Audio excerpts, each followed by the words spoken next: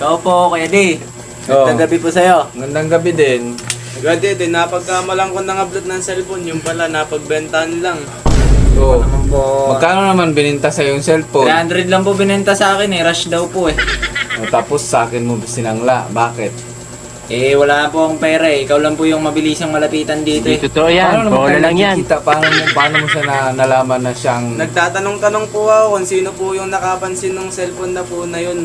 Eh, nag-comment po siya sa, sa post ko po sa Facebook na may nagbenta daw po sa kanya ng ganong cellphone. Ganon din daw po yung password. So, anong balak nyo? Babalik ko na lang po yung pera na, pera na pinangbayad mo sa akin. Ito po, 500. Tapos, kukunin nyo na ang cellphone. Opo. Oo, Sa susunod, huwag ka nang tanggap ng binibenta kasi hindi mo alam kung sino ang may-ari. Mamaya, kapitbahay mo lang palang may-ari. Nakaw lang pala yun.